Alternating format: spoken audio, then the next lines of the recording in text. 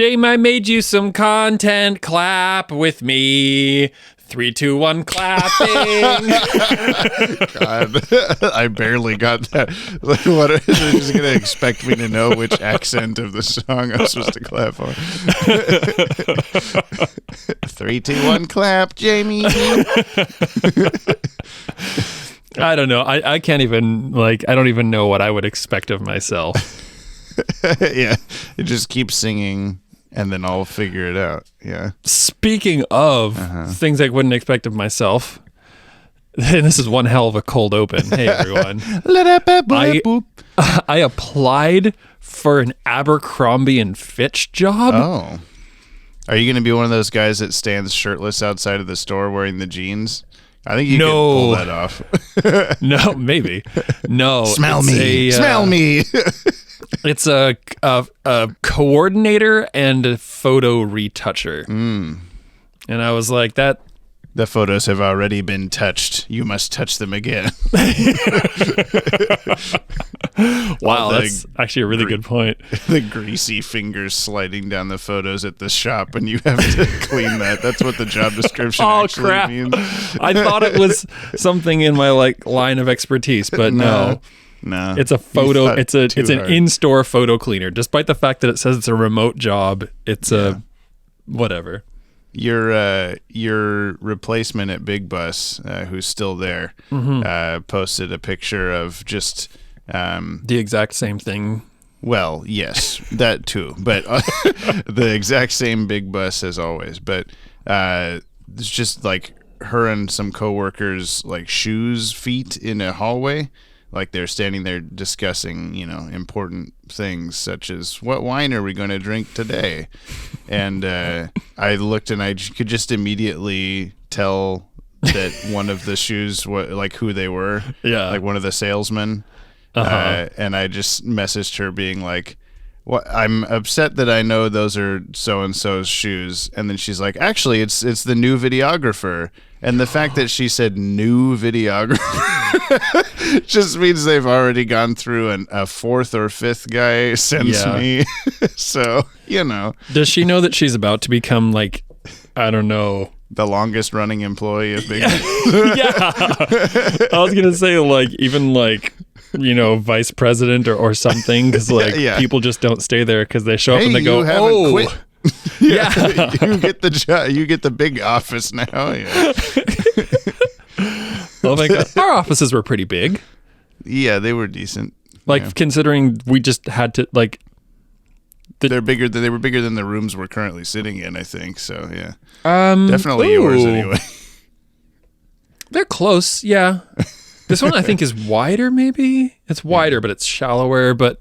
Significantly more instruments. I just Not really wanted 100%, but more. I just wanted the two of us to be like sharing a cubicle together. That would have made me real happy. Not individual offices where we had to like obviously get out of our seats and like go slack in each other's offices. But we would have gotten nothing done, I think, had we been within arm's reach of each other. Which would have been twice as much as we got done. Hey, Jamie, we're doing a podcast. It's a podcast. Welcome back, everybody. This is Jump on the Bat-Wagon, where I show my friend Brian the entire DC animated universe from start to finish for the very first time in the controversial airdate order. Ooh. To view these shows the way human beings experienced them in the far gone days of the 1990s. Yes. I'm James, and I have seen all these shows a million times and know everything there is to know about the DCAU. Question me and die. I have a question for you. Yes, what? Oh, I thought I was going to die. We should start quizzing you on things that we've already watched. Who is Spider Conway? Wow, that's a really good question. You know the name, right? I do know the name. I can't remember who, how, or why. I feel like I can remember it by like... He was in the episodes Vendetta and I Am the Night, if that helps you at all. This is the top question asked to any good DCAU fan to prove that you know what you're doing. No, I can't remember. Okay, if by end of episode you know who Spider Conway is, then... Not without a Google. Because, I'm more about, like, the context of the episodes themselves, and even just saying, like, the name, and I'm like, oh, I don't know. He was in Vendetta and what? and I Am the Night for about 5 seconds. Oh, that's cheap. He's a low-level criminal man who in Vendetta was quivering on a boat, and his mouth stayed in the same place while his head moved. And then he got captured by Killer Croc and put in a cave. Okay. I was going to ask if he was some henchman, because I don't remember any... Give me another one. Give me something less obscure. I'm new to this. Who is Wizard? Wizard? Yeah. Like Mr. Wizard? No. I mean, you could refer to him as that. I'm sure he wouldn't be offended. Was there a character named Wizard? Yeah. What? Why don't I remember this? This was the little boy voiced by Seth Green who left his suitcase, and Batman was like, "You found your suitcase." Damn it, that's cheating. Who is Bruce Wayne? Is this help? Is that better? He's the butler for the fat guy who eats everything. Yeah, you got it. He's Harvey Bullock's butler. I think you meant like Boss Biggest or some shit. Yeah. I should have asked you who's Boss Biggest. Anyway, the fat guy who eats everything. And he talks with chicken in his mouth. I can go on for weeks. Today we're watching Read My Lips. Yeah.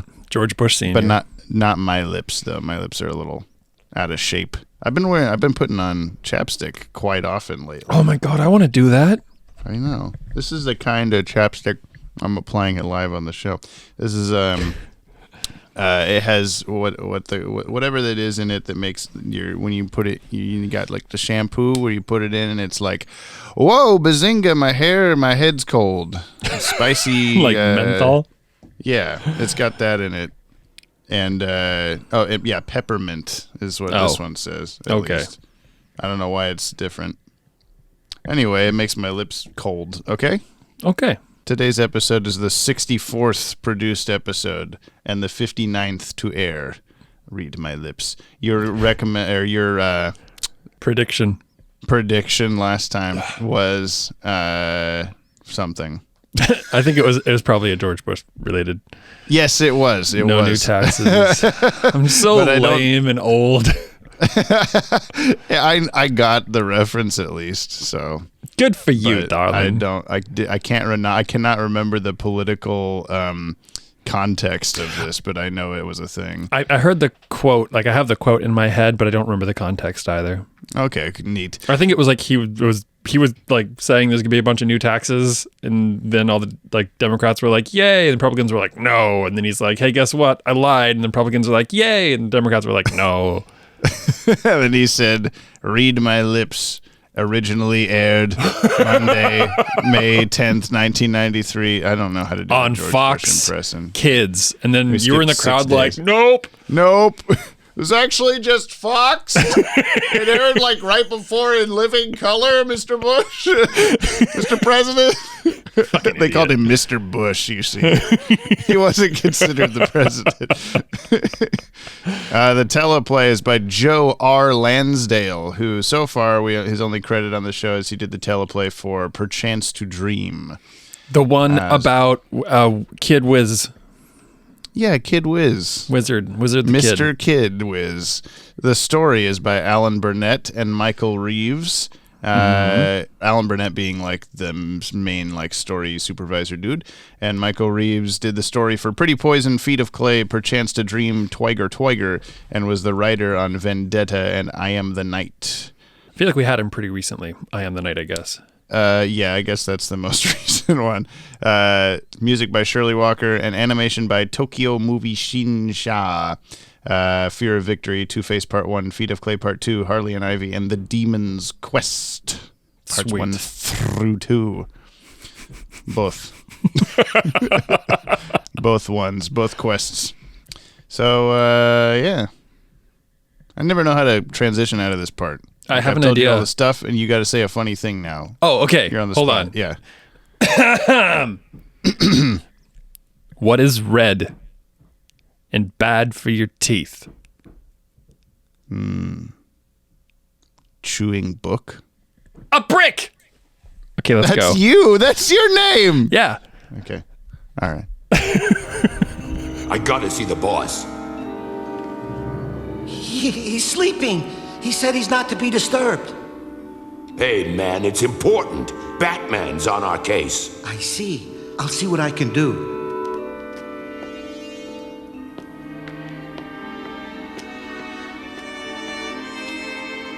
Sir, I'm terribly sorry. Hey, I'm sleeping here. I lay down, I close my eyes. What's that tell you? Yes, sir, but Rhino says it's important. Oh, Rhino says it's important, huh? Well, it better be or there's gonna be fireworks, get me? Okay, take me out there.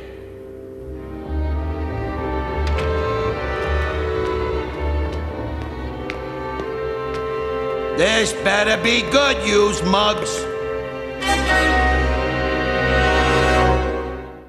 Hey, I'm sleeping here. Hey! I'm talking here. Hey! I'm a puppet. I'm a puppet here. Hey? Hey.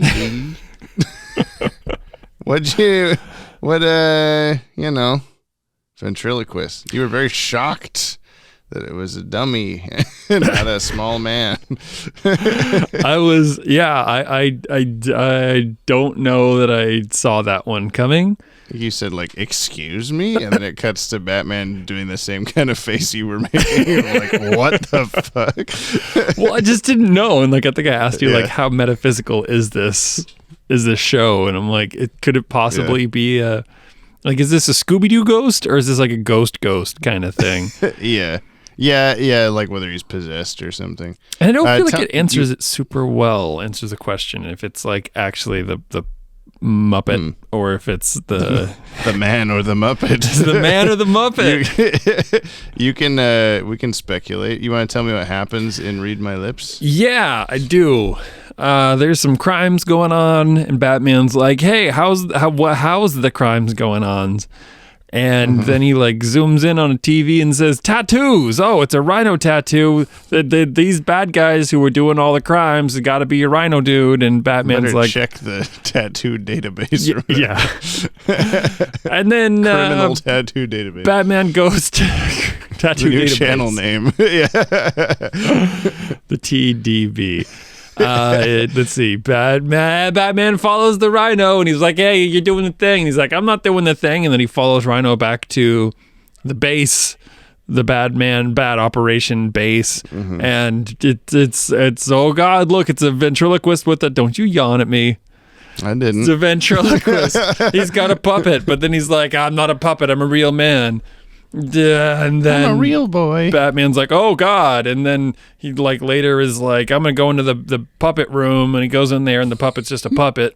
It caught him off guard at first, but puppet's just a puppet. And then he goes to the butler guy, and he's like, "You're the ventriloquist," and he's like, "No, it's not me." And then Batman leaves, and it's like, he's got multiple personality disorder, and he I doesn't like the know way that he said that. Alfred, it's this very rare thing no one's heard of before. Let me explain it to you. And then Boats. There's a boat with metal on it. oh yeah, that's right. Batman gets set up, and they he goes to stop them from criming, but then Batman gets like tumbled over. He gets blocks dumped on him, and they capture him, and they're gonna dump him. They got him tied up, and they're gonna drop him onto a vat full of mannequins with pointy nails. Yeah. They're all going touchdown into the air. They are doing that. There are a whole crowd of football fans that just had mani pedis before the football game. Also, they forgot all their clothes. Just normal football game stuff. Manny Petty Mannequin? Mannequin. Yeah. Let's see. Batman doesn't fall in the fingernails. He doesn't fall in the fingernails. Batman manages to turn the puppet against his ventriloquist master. Then, like, some shit happens, and the puppet gets shot, and Batman wins. Wins. Yeah. I haven't watched this episode in a long time, which I think is an example of that doesn't necessarily mean it's bad. I just haven't watched it in a long time. And so I didn't remember that Batman actually does throw his voice at the end, because I thought to myself as he was saying, like, oh, I learned from Zatara the magician how to do the thing. When he said that, I thought, oh, you know, it would be really dumb and cheesy and stupid is if he beat a ventriloquist at the end of the episode and tricked him or something. But I don't think by that using happens, ventriloquism. then he definitely did that. So, let me read you the official synopsis from Warner Brothers. Oh my God, I'd be so happy to hear it. I know, it's got some typos. Gotham police are baffled by a series of crimes executed with clockwork-like precision. Batman investigates and discovers that the crimes are planned by a mob boss known as Scarface. He traces Scarface to his lair, a deserted mannequin warehouse, and discovers... Yeah, there's just all these fucking warehouses all over town. They don't really talk about this. Like the warehouse district that nobody owns. And also, like... So there's a mob boss that's taken over this place, but he didn't bother to remove the mannequins because he liked the style of it. I like how there's a bunch of, to me, naked people everywhere. They're kind of hyper, what's the real life version of photorealistic? Because they look pretty like real, and there's that one in the corner that's like bent over, kind of like doggy style. Oh, they've been having a good time with it. He traces Scarface to his lair, a deserted mannequin warehouse, and discovers to his astonishment that the crime czar is a wooden dummy manipulated by a mild-mannered man called the ventriloquist. Batman tries to get the ventriloquist to agree to turn state's evidence against Scarface, but the ventriloquist is terrified of his alter ego. It's a classic case of split personality. Classic. Oh boy. Batman plants a hidden transceiver on the ventriloquist and learns of the gang's next crime. When he arrives to prevent it, however, he's ambushed and taken prisoner. He wakens to find himself tied up and dangling over a pit full of disembodied and sharpened mannequin arms. They were not disembodied. They were just people in there. They were going, touchdown! Touchdown! Touchdown, Republic! Scarface taunts him, telling him that the ventriloquist confessed he had spoken with Batman. Batman manages to convince the paranoid Scarface that the ventriloquist is a traitor, leading to a bizarre confrontation between the two personalities as Scarface tries to kill the ventriloquist. A fight ensues with Batman triumphant. Hey, that was the title of the canceled Batman and Robin sequel. Scarface is destroyed by a stray burst of gunfire. It's a little bit more than stray. Yeah, that's fair. He's like, oh, I missed Batman. I'm going to continue to fire for 10 more seconds. The ventriloquist is taken to Arkham, where he is last seen carving a new dummy from wood. That stuff did happen mostly. That is also exactly everything that happened. Not a, like... that's a summary more than a... Yeah.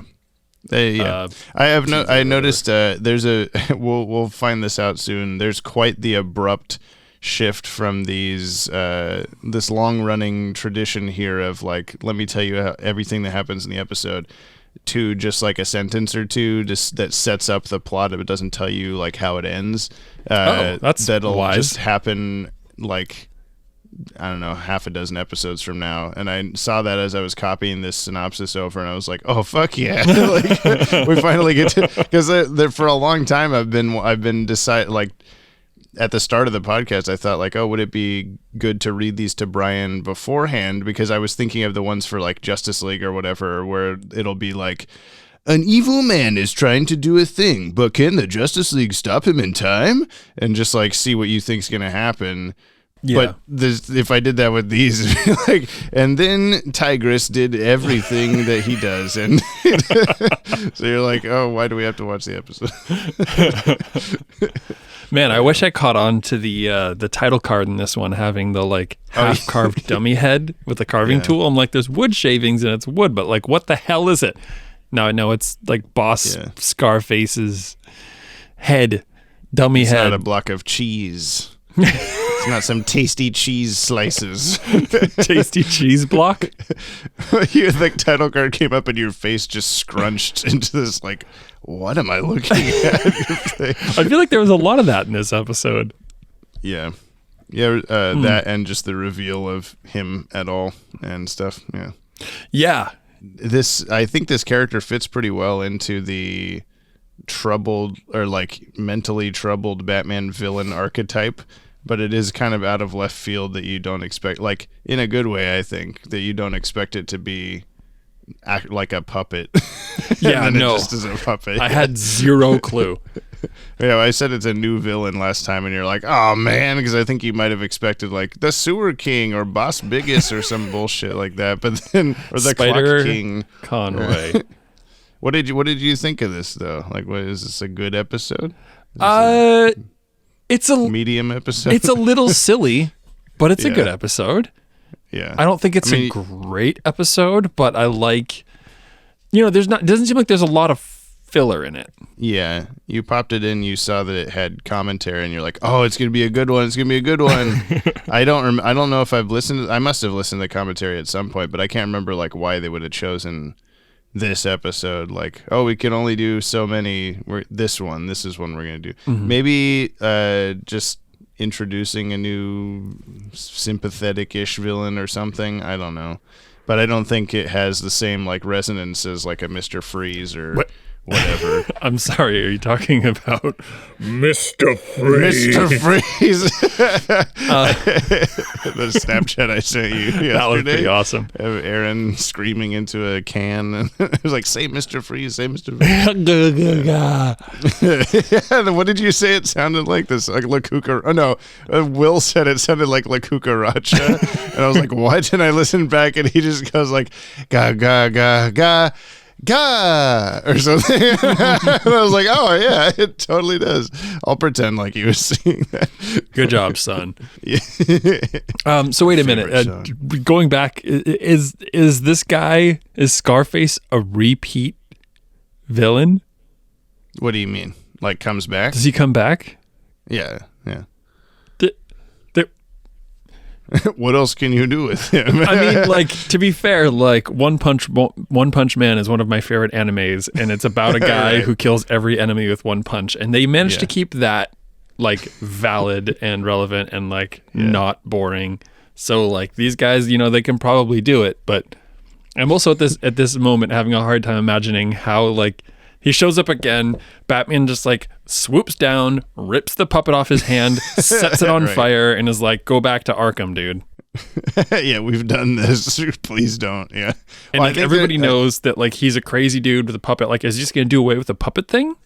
Yeah. Well, I won't tell you what happens, but I think there's only 2 episodes more that he's like the main dude, and neither of them are the same plot. So, but I get that though, because it is very like one note kind of like, as soon as you figure out who he is and what he's doing, then you can't. Why would you ever allow him to do this again? Or Right, hey, yeah. it's the big rhino guy. Really, you're gonna try this again? It's Killer Croc all over again. Yeah. What's wrong with that guy's face? He had a giant nose and like humongous teeth. Rat bro? Yeah, the rat guy. His name actually, I don't know if they said it in the episode. His name is Ratso. Rat. Whoa. So I was almost correct when I said Yeah, rat bro. Rat bro. Yeah. Which is a play off of frat bro, but like all the Yeah. same. Yeah. Rat bro. Rhino, Ratso, and then the third guy is Muggsy, but they don't ever say that either. They did. I think they said Muggsy. They did? Oh, okay. Well, I So it heard just sounded he like said really- like, "You lousy mugs" or something like that. I don't know. Whatever. You lousy. Take your lousy mugs out of here. We're a cup only kind of house. We don't allow cups in here. The ventriloquist was trying to drink and talk at the same time. Don't get your cups out of here. I like that it was like a sort of a props to the voice actor that the Bat computer can't tell the difference between the same voice actor doing 2 different dudes or whatever. Could you tell that was the same voice actor? I guess I didn't really think about it too hard because I didn't know like if it was or not. I didn't really put that into context, I suppose. It made sense to cast the same guy, but it would have been kind of interesting to cast like a completely different person. I guess that's just a testament that he can do a better, like two different voices or whatever. Man, those voice actors these days, they can do more than one They can voice. do 2 different voices at least. Wow. Which isn't me. You've got evil Zeta leader man going on. Hey, go watch the Zeta month videos with a bobbity boobly. Good work, Jamie. Yeah.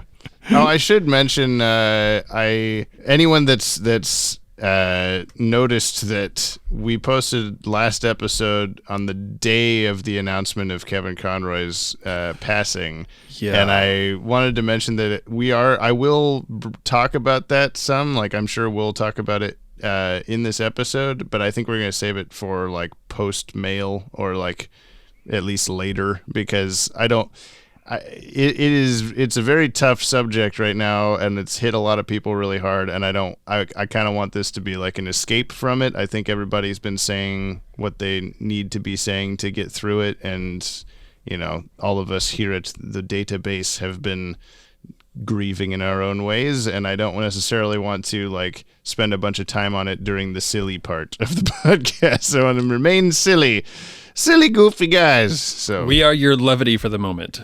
Yeah, but we'll be depressing later. We'll cry into our mugs of trying to bring it back to the mugs thing that we were just doing. Oh, right. Yeah, good job. No mugs. I did it. Oh, that was the wrong button. There we go. Anyway, I liked the music in this episode a lot. It was very jazzy and cool. Yeah, I made. What did you describe it as? Yeah, Angelo Badalamenti. I didn't recognize that name, and I'm ashamed. Do you know it now? No. What? Oh, who? It's the composer who did like most everything for David Lynch. Oh, okay. Yeah, so he like did the like all of Twin Peaks and all Mulholland Drive, and he did Lost Highway, and like probably literally everything. He's just this like very Italian New Yorker who's doesn't sound as like eloquent as he is. I don't know how to describe that, but like go look up an interview with him. He kind of seems like one of the like thugs in this episode. He sounds like Muggsy, but he's like a really good composer. He's a ratso. Yeah. But his mouth moves when he talks, I think what you say at the start, his teeth are too big to open his mouth when he talks. I think you meant close his mouth. No, I mean, it looked like it was just teeth. Oh, I see. He's the real ventriloquist. Yeah. Oh, plot twist. Yeah, but the music felt like intentionally drawing your attention to it versus a lot of other episodes have just had like the music's here. Yeah, just kind of background mood washes or whatever. Yeah, and even if it was like, if we noticed the music and it was cool and good, it wasn't necessarily like a check me out, I'm the music, like this one seemed to be. I like all just the moments of just creeping around, and there's just like a string bass doom, doom, doom, doom, doom, just going on. I like that a lot. And then just also the like integration of the Batman theme as he's parkouring across the rooftop, parkouring. Then it just like or whatever it was doing. I feel like there's that one good, like when I shouted parkour, I feel like there's a really big build up for Batman to do parkour, because you saw the like buildings and you saw the Batman go running by and the gap between the two buildings. You're like, oh, here he comes. And it like, the timing didn't seem quite right in it, because he like kind of slow runs up and has a very unenthusiastic jump over it. And you're like, oh, where's the excitement? Like it sounded like it was going to be exciting, but it's been getting better as the show goes on, but there's definitely a lot of that in BTAS of just like, why is everything seem like it's slow motion, but it's not? Like the action is like drawn pretty well or whatever, but it's just like going so slowly, and I don't know why. And we're definitely past the latter half of the series mark, and they're still having these issues. Yeah, I was like, Batman's leaping really slowly across the rooftop. That's what makes it more exciting, because he's somehow like breaking. Is he gonna land? Yeah. Well, speaking of slow motion, when he's watching the like security tapes of the criminals like leaping over the fence, and the first guy just runs through like a gap. The second guy gets up, and there's like 16 too many frames of his feet like tiptoeing on, like landing so ballerina precisely on the little apple box or whatever, and then he like just crouches, and then it only takes like 4 frames for him to shoot up to the top of the fence and grab it. I'm like, oh god, like how fast was that in real time? What's happening? Really fast. And then they show the Daniel Craig rhino running through the fence. Daniel Craig. Have you seen Casino Royale? Oh, why did I think you meant Daniel Radcliffe? Harry Potter. I was like, Daniel Craig, the guy from Harry Potter. Have you seen Daniel Radcliffe playing James Bond? Yeah, he's just running straight through walls. Yeah. It's amazing. I understand the reference now, but I did. Oh, my God. Oh, my God. Do we live in a world... Is there a possibility of Daniel Radcliffe playing James Bond? Holy shit. Just a very like awkward guy. Have you seen Guns Akimbo? Hold on. I need another couple minutes to think of Daniel Radcliffe as Bond. Oh, God. I'll take a martini. Not stir. He's got a little 007 tattoo or like scar on his forehead. But who's the Hermione in this that's going to do all of the work James Bond should be doing? Yeah, the Q or the money penny or whatever. Well, I was thinking because Harry's like inept as hell, so like obviously Daniel Radcliffe's Bond would be as well. So he needs a sidekick that's going to do everything, but still can still take the credit. Yeah, I don't know. Yeah. Ron is Q. Ron is Jaws or some shit. I don't know. Oh God. I want Neville to be Moneypenny. Yeah, I was gonna be James Bond, but not really. It didn't work out with the prophecy or whatever. Aw, poor guy. Yeah. Anyway, and James Bond's parents are dead or whatever in the Daniel Radcliffe lore, so it works out, I think, for Harry Potter to be James Bond. Jesus. This is what we're talking about in the ventriloquist episode. Okay, we're off the rails. I was saying, have you seen Guns Akimbo? No. Do you know what I'm talking about, though? I know the name from Tom Waits lyrics. Well, okay. The movie is Daniel Radcliffe he wakes up with like a... Oh, no, it's Legs Akimbo. I'm sorry. Oh. Please continue. You're welcome. His guns are sewn to his hands or like stapled to his hands or something like that. Like he can't get them off. And then he has to like survive with guns attached to his hand. It's pretty fun. I don't know. Is this stupid, just Edward 40 Hands? Edward Scissorhands? No, Edward 40 Hands. No, it is not. Or if you're Irish, Edward Buckfast Hands. Let's talk about the cast of this episode. Let's talk about the cast of the episode, Jamie. Okay, we got Kevin Conroy as Batman. Woo, yeah, baby. We got Bob Hastings as Commissioner Gordon, Ephraim Zimbalist Jr. as Alfred, Earl Bowen as Rhino, maybe best known as he's in all three of the first three Terminator movies. All three of the first three Terminator movies. He's Dr. Silberman. I don't know what he did in the thing. I don't remember, but he was there. Okay. And he's in them things. He also plays Doctor in Airplane 2. And he has a bunch of bit parts in 90s cartoons. He's Police Chief Knifke in Bonkers. I don't remember this. I don't know Bonkers. And I also wrote down a very strange credit to me. He was the narrator of The Adventures of Jesus and His Brothers in 2000. I didn't know Jesus had brothers, but there goes my Bible knowledge. Is this specifically a Christian thing? Could it maybe be Jesus? So. It's a sacrilegious cartoon starring Dr. Silberman from Terminator. Nice. I'd watch that. George Zunza as the ventriloquist / Scarface. He was previously G. Carl Francis in The Laughing Fish, who was the copyright guy. The Joker's like, copyright my fish, asshole. He's like, no. Yeah, he's that guy. He'll be back as a couple other more prominent characters as well. This was I think I said that in Laughing Fish that he would be back as a more notable characters later. This is the first of those, I suppose. Joe Piscopo. I'm so sorry.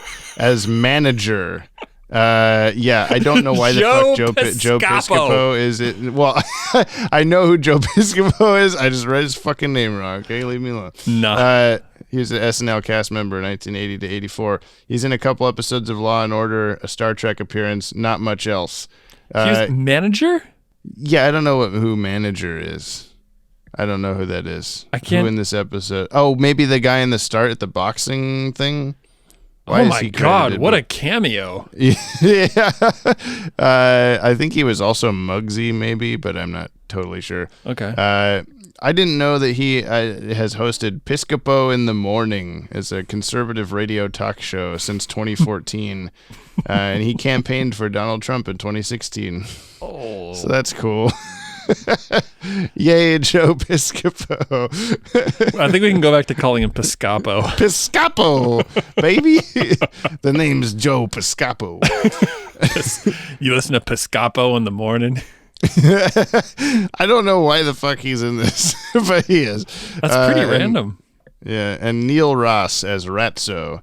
He was previously the auctioneer in Cat in the Claw, the chairman of the Peregrinators Club in Harley and Ivy, and Jake in Birds of a Feather. And I don't remember who Jake is, so it sounds like he's moving up. Yeah, no, he's Ratso, who I think also doesn't come back, or maybe one time comes back. I don't remember. Shoot. He was the new guy, and now he's gone forever. Let's talk trivia. I got Tell medium me the trivs for you. I love the trivs, Jamie. I love them. Give me some trivs. You caught this because we've already talked about it. Batman makes reference to his time studying with Zatara the magician. This was seen in the episode Zatine. We got boxer Mad Dog Ted from the beginning. Maybe a reference to Ted Grant, a.k.a. DC Comics hero Wildcat, who debuted in 1942 as a boxer turned vigilante. In Justice League Unlimited, we will see Wildcat, but he is much older than this guy in the episode, so it's probably not him. I asked Dan Reba about this today while I was writing up the notes for the podcast, because I was like, he might actually have an answer, and he didn't know because he didn't work on this episode, but he said that he suspected that it's a little on the nose to call the actual character being Wildcat and this guy being Mad Dog. So I figure whoever put him in there at least did it on purpose or something. But yeah, just kind of a cool little thing. In the audio commentary that we didn't listen to, Bruce Timm states that the setting of Wesker's lair, which is filled with mannequins, was inspired by Stanley Kubrick's Killer's Kiss, 1955, where a climactic fight scene takes place in a warehouse filled with mannequins. Oh, that's a cool throwback. No, I haven't. It is, yeah. During the showdown in the warehouse, there are some shots where Scarface talks while the ventriloquist's hand is merely on his back and not completely inside him. I thought I saw that, but I also think that maybe that's not really a goof, because at first when I saw it, I was like, oh, his hand should be like way up in like the dummy's head, but that's not how ventriloquist dummies work. There's like a little pulley system or whatever inside the main body, so I think that might be fine and is not a mistake. Nice, Jamie. I don't know. Where does your circus life overlap with ventriloquist dummies? Do you have any experience with this or knowledge? I mean, besides the one that you just grabbed off a shelf 2 feet away from you. I don't think I knew that that's what that was. Yeah. It's just been sitting in the background for 50 episodes. His name is Oi. Can you do a ventriloquism? No, not really. Yeah. It's something I practiced for a little while when I was younger, back when I was like, oh, Jeff Dunham, he's cool. And then... and then he's not. I don't think my parents listen to this anymore, so it's okay. They took Jessica and I to a Jeff Dunham performance concert, whatever you call it, for our birthday in like 2018, 2017, something like that. Yeah. And they were making it this big like surprise reveal. And they were like took us to the center where you see performances in Big Bus. Oh yeah. And we're like, oh shit, cool, like what's this gonna be? And then I looked around at all the banners and it's just Jeff Dunham and I'm like, oh, and I had to like pretend to be excited. Like, yeah, I thought I did like Jeff Dunham when I was 9. That's true. Thanks for the. I mean, it was still like entertaining or whatever, but there were definitely moments of like, ooh, some of the stuff he's saying not so great. Please stop. Yeah, I had that same thing. Stuff I used to laugh at when I was much younger, because he had like an early special, like when I was. I mean, God, probably like 8 50. or 9 or so, or 50. And it was just like, oh man, this guy's so funny, and he had all this varyingly, insultingly racist characters. Yeah, the characters themselves, half of them are just racist depictions of different ethnicities, but then also there's like, he stopped it. He wasn't even doing a puppet thing. He just had like a 10-minute diatribe during his performance. I can't even remember what it was about. It was about some sort of recent political thing, or like a pronouns thing or something like that, where I was just like very uncomfortable, and I kept glancing at Julia, who was also there, being like, whoa boy, why did mom and dad take us to this?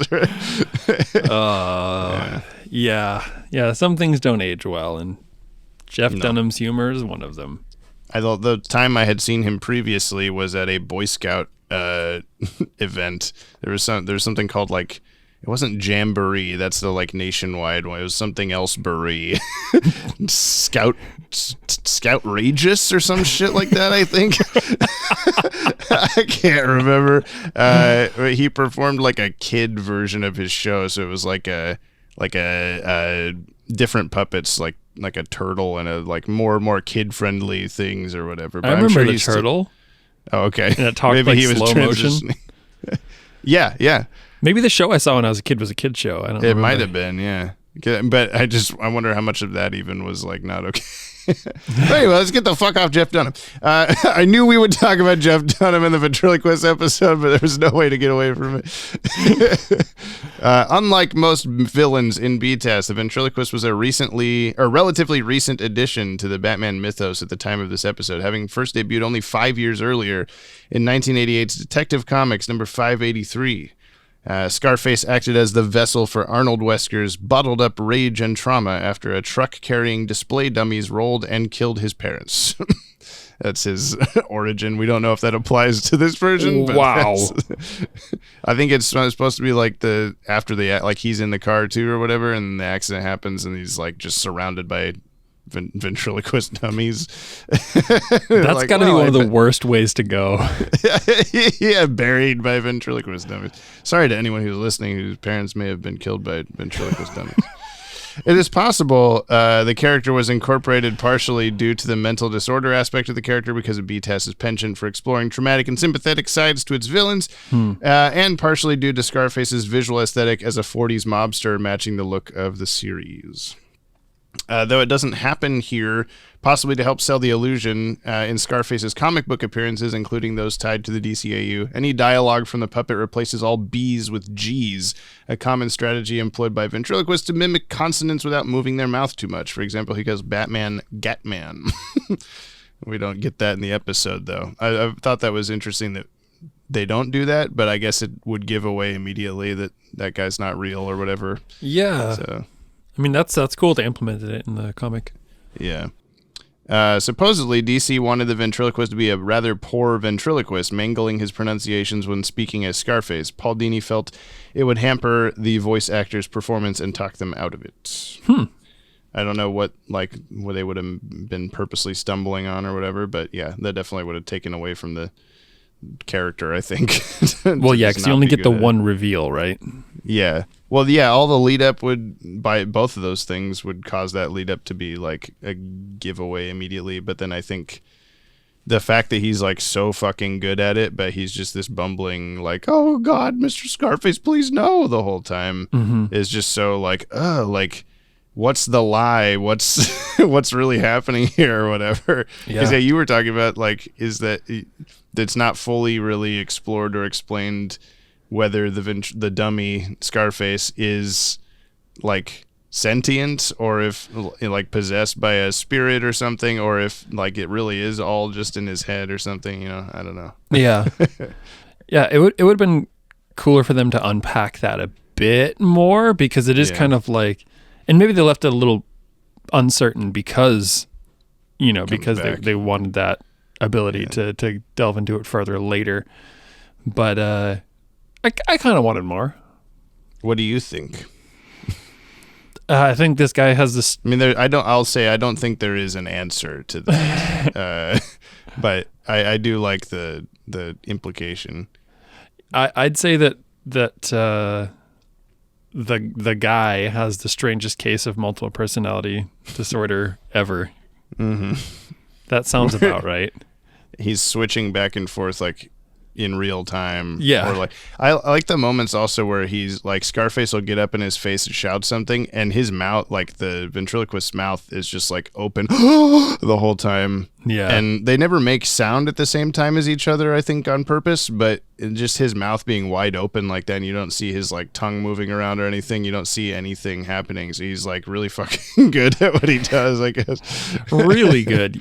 Yeah, I feel like that could have been a little more, I don't know, explored, or when the bad guys, Muggsy or whatever, is looking at the butler dude and is all, hey, the dummy's like, hey, look, why are you looking at him? I'm the guy over here. Yeah. Like, I mean, to be fair, like Batman even like questioned it for a minute when he goes into the bedroom and he like pokes the doll that's tucked in, and the eyes open up and he's like, oh my God. Yeah. And he's like, oh wait, no, it's just a puppet. I feel like at some point in time, even though they're just thugs, they probably would have maybe experimented with that or questioned it a little bit harder. Around. I guess they're afraid to get killed, but yeah, that's a fair point. I mean, I guess you could even compare it to like Batman and Bruce Wayne of, the different people or whatever thing with like, which one is the real guy? Is Scarface like the main personality, and Arnold Wesker is like the more pushed down, subdued dude? I don't know.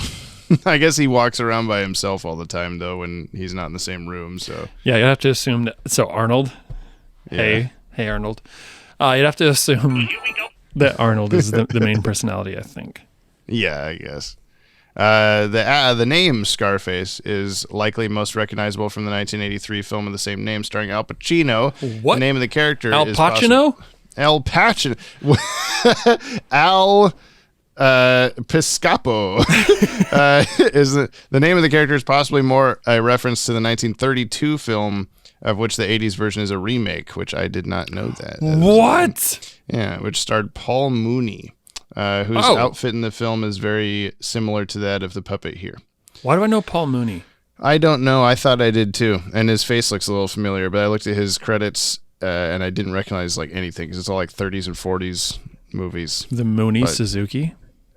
Yeah. Well, it's not spelled like M-O-O Mooney. It's like M-U-N-I. Oh, because I think I know that Paul Mooney. He was on like Chappelle Show and stuff. Oh, is it a different Paul Mooney? Yeah. M-O-O-N-E-Y. Oh, yeah. No, I know this guy. Okay. Paul Money.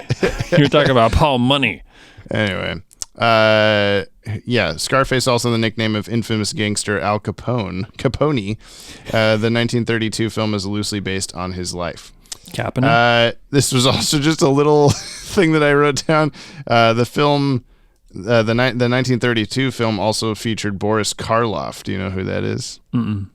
He played Frankenstein's monster in the 30s Frankenstein movies. Nice. As well as the voice of the narrator and the Grinch in How the Grinch Stole Christmas. I didn't know that connection. So, yeah, I guess that's a thing. Amazing. That's all the trivs that I got. It's good trivs, Jamie. I should have included Joe Piscopo's conservative radio talk show in the trivs. Voice of manager. Yeah. I like all the rapid fire Spider-Man stuff that was happening in this episode. It was first was the scene of the behind the scenes or whatever of the boxing match, and they're in a very similar small room counting money as the scene of Tobey Maguire like getting his $100 or whatever instead of the money he was promised. I missed a potwood. That's my problem and whatever. And then the guy comes in and I was like, oh, this is Spider-Man. And then the bad guys are escaping and climbing up a like shaft of some kind. And they're just climbing like Spider-Man. And we made a Spider Conway joke. And then 10 seconds later, Batman's watching the Rhino tattoo burst through. It's Rhino from Spider-Man. I was like, can you stop? And then they stopped there, I think. No, because then Batman like shot out the web and like went like down the city streets. And he said, up, and away, web. And he shot Shazam, he said. Yeah, that's this episode, I guess. Wow, that's great. Okay, everybody, bye. Yeah. Okay, bye. That's the end of the podcast. No, it's not. You know what it's time for, Jimmy? What? That yacht. Yes. Just kidding. We have like 6 other things we didn't do yet. Oh, you're right. Keen effects in this episode. Keen effects. I didn't really clock anything. No. You said there was cool lighting at some point, but I don't remember what it was. Did I? I think so. I did like Batman coming out of the shadows in Commissioner Gordon's office. He just sees the curtain blow and he's like, Batman's in here. And then he walks out. But that wasn't necessarily an effect. I'd like to get to that point where Commissioner Gordon's just like, oh, Batman's in here. Commissioner. You don't have to do this every time. You can just talk to me. You just call me. That's a good point. Oh my God. Is that where you got the... Whoa, Jamie, I just made a connection. What?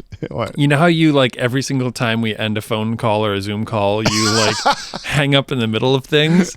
Is that your... Am I Commissioner Gordon and you're Batman like sneaking out of the office? I don't know if we've talked about that on the podcast, that every time that we're done recording, we talk for another like 30 seconds and whatever, and then I just hang up on Brian unceremoniously. I don't say bye. I think we did bring it up because you were worried when you were going for your surgery because I had said bye to you. Yeah. You're like, oh shit, this is serious. Yeah. But yeah, it's because I'm Batman. I'm wearing the Batman ears and everything. Well, now I know. Batman's usefulness in this episode. I'd say he was very useful. Yeah, he stopped the thing from happening. He stopped the crimes. No more steely crimes. Batman saved the day. We did. We went from world-ending Lazarus Pit eruptions to like, don't be a puppet. Like, what was he even doing? They were like stealing art or something. Money or throwing mashed potatoes at paintings. Batman's back in Gotham and he goes, oh, nothing really happens here, does it? I just saw this like pit, this bubbly pit, and there's a bunch of them around the world. Bring a man back to life. Bring a guy back to life. Oh, you got a puppet and you guys are thieving. Just stop. That is funny to consider that scene makes that face of like, what? A puppet? When he's watching. You just saw an immortal man use a microwave to try to blow up the planet, and you're like, I don't know about this puppet man. Oh my God. Alfred, can you believe this? It's called being a puppet syndrome. Yeah, I don't know. He's useful. I'll give him 8 spiky fingernails out of 10. Ooh, so that was a throwaway one, Jamie. Yeah, I know. 8. No. You go. I'll think of a different one. I'm gonna give him a 9. Okay. 9 conservative morning radio show hosts out of 10. Damn it. It's not even, I guess, Joe Piscopo's out of 10. Not 9, well, literally 2, but 9 wooden dummy heads carved by a schizophrenic out of 10. I was about to change mine to 8 continuing to hold down the trigger of your Tommy gun for way too long out of 10. Ooh, 9 batarangs to the face out of 10. To the face, yeah. God. There was a lot of like actual violence in this episode. Yeah. That's even nice. like Scarface got his hand sliced off. Like, of course he's not a person, but you know. Still. 1 out of 2 ventriloquist dummy hands. Yes. out of 10. And the opening with the boxing match, they're actually punching each other in the head and stuff. And Yeah. the battering to the face and a bunch of other random things that were like, oh, they can do that. Sentient dummy getting Swiss cheesed by a Tommy gun. Out of 10. Books are hip hop.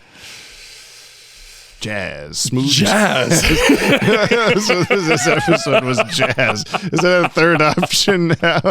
Only on this one episode is there a third. Only on episodes with jazz do we say they're jazz. Oh, no, we didn't say Almost Got Him was jazz or anything. I don't know. Books are hip hop. Jazz. Jazz.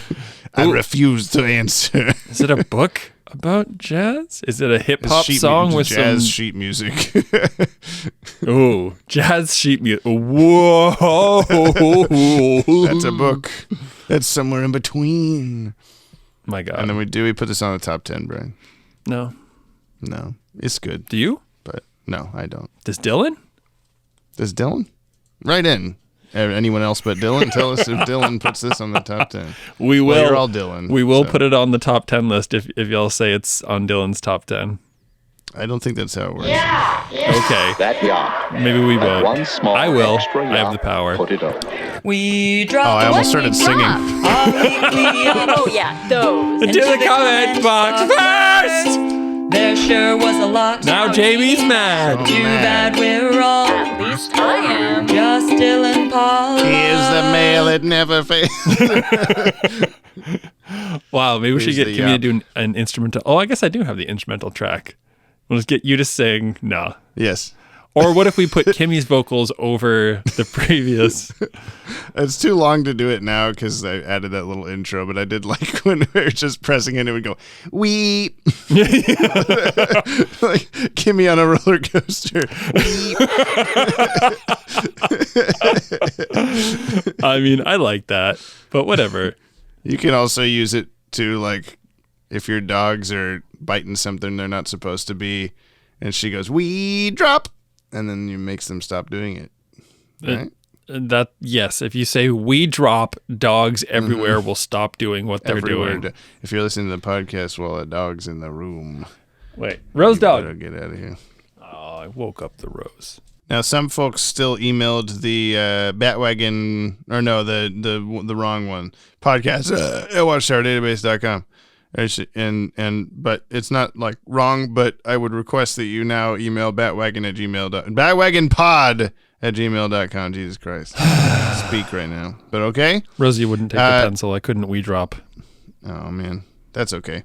We're up to spot number 77 in United States TV reviews on Apple Podcasts. Why? I'll let you know. I don't know. Yeah. Somebody likes to listen to this. Cool. Thanks. Yeah. Scarlowy1 sent in episode 9 of Jump on the Mechanic Wagon. Here it is. Hello, listener, and welcome to Jump on the Mechanic Wagon. I'm your host, Scarlowy1. Woohoo! In this episode, I will tell you about Season 1, Episode 9 of Earl, the animated series, The Goblin and the Garage, Part 2. For reals this time. If you forgot what happened last time, the Spider-Man villain, the Green Goblin, came out of a portal in Gotham City. It's the Spider-Man episode, everybody. Green Goblin is flying around Gotham City, trying to figure out what is going on. Then, he hears two gangsters talking. Ayo, rhinos eyeing out the abandoned warehouse to the east. The Goblin thinks to Went himself, east. The rhino? I know him. Maybe he can help me figure out what's going on. After finding the warehouse, he went in, and upon finding Rhino, he says, You're not Rhino. Rhino has a horn. I'm not a literal rhino. They just call me that because I'm big. Then a portal appears, and the Goblin is pulled into it. And Rhino says, What just happened? Nice. That ending was a little underwhelming. Anyway, see you next time. Same pee-pee time, same poo-poo channel. I do like the idea of Willem Dafoe, Green Goblin, just flying into the warehouse at the last second. Emmons just doing his ventriloquist thing. I got him here. This is all about to be wrapped up. And then from the window. He like What walks the in, fuck? he sees the mannequins, he sees all the mannequins going, Yeah. touchdown! Yeah. And Batman in the corner Oh. going, I'm gonna turn your face into Yeah. wood chips or whatever. Yeah, yeah. And just like, and I'm then out he of just here. goes, this is too weird for me, and leaves. Sounds about right. Keen Machine, read my email. Like read my Nice. See, Greetings, James and Brian. Or I said that backwards. Greeting Brian and James. Ooh, well, number it's certainly one. been a difficult. Yeah, you number one. Well, it's certainly been a difficult week, but at least today's episode is enjoyable. I really love all the 30s and 40s mob vibes, not to mention all the ventriloquist and puppet-related puns. Keep it keen and rest in peace, Kevin Conroy. Yes, indeed. Let me play the voice message. Greetings, James and Brian. As I'm sure you've addressed already by the time you're hearing this, it has been a rough week without our hero, Kevin Conroy. Yes. I won't spend my full minute lamenting here, but I do think it goes without saying that he was an icon who will live on through his legacy evermore. Mm-hmm. As for Read My Lips, I love this episode. It's got a great jazzy score that I'm sure Jordan will expand upon. Oh, yeah. And a really unique, fun villain. I always appreciate this episode each time I watch it. Also, I did notice for the first time that when the henchmen stroll up in their little boat, the platinum bars are already inside before they start loading them in. Interesting. Now I just got to figure out if the Home Depot still has any acid hoses left in time for the holidays. Until next time, keep it keen. We didn't mention that at all. That's right. The like acid. Yeah, it's like there's like a push button on the side of a vat. I kind of got lost in acid that. on now. It just doesn't explain. Just acid and a big like skull and crossbones. Yeah, that's how that works. Stole it from a pirate ship. Yeah, and what kind of acid eats through the hull of a ship in like 10 seconds or less? It's you know the answer. Oh my god, yeah. There's a type of acid that's like. I was just reading up on this the other day. It's like almost untamable. Like you kind of can't do anything with it, or it's going to eat through everything. And I wish it's xenomorph blood. Yeah, it's one of those like it's problematic because it'll just kind of like burn its way through anything. And I guess there was one time where like somebody spilled it and it like ate through a concrete floor, and by the time that like whatever hazardous material group showed up, it had just like kind of kept going. Yeah, through the whole thing. Yeah. That's what happens in Alien. Oh, really? Yeah. Oh. We gotta watch Alien. I'm sure you've seen a Alien. long time ago. Okay. I guess I don't want to talk about Kevin Conroy right now, but I know that may come up in the comments or in the, whatever mail coming in. So just be warned if you're trying to avoid that. Hopefully nobody dwells on it too long, but I think what Keen said and such is not, is nice and good. Anyway, this is from Scotty Cameron. The conclusion to the Off Balance trilogy is here. Fluoroanimonic acid. Antimonic. Fluoroantimonic. Joe Piscopo. That's the one. The Demon's Quest is definitely a pair of episodes that need to be reviewed as a pair. I feel like a lot of the payoff from the story that began in Off Balance gets resolved in Demon's Quest Part 2. I love that Batman sets off explosives and no one gets caught in the explosion, but we see them run anyway. I guess after Batman killed all of Boss Biggis's men, he learned not to trap everyone in a mine when setting off explosives. Do you remember that? In The Forgotten, he just lets all those guys like die in the mine shaft. Yeah. Denny O'Neil is a legend. Here's an interesting piece of history involving Denny O'Neil. He was originally picked by Marvel and Hasbro to create the lore of Transformers and write the comic line for Marvel Comics in the 1980s. However, most of O'Neil's concept for Transformers was rejected, and Bob Budiansky, Bill Mantlo, and Frank Springer were tasked with creating Transformers. However, one character from O'Neil's Transformers made his way into the final product. That character was Optimus Prime. I found this very interesting. I hope you do too. Please read this. I did. As someone who works in restaurants, I second Brian's comment about it rarely being the waiter's fault when the order's messed up. When my order's messed up, it usually means someone put something I'm allergic to on my food when I requested to have it removed, so I have no choice but to return my order. I'm always friendly about it. Super valid. That's a very good reason. I hope it's not too long. Here's an audio recording of my emails being rejected. Oh, what? What? Well, I guess let's find out. Okay. All right, send. There we go. Oh, by the email address, I see. I'm banishing you to the Shodo realm. What? I'm banishing you to the Shodo realm. You can't do this to me. Screen Goblin.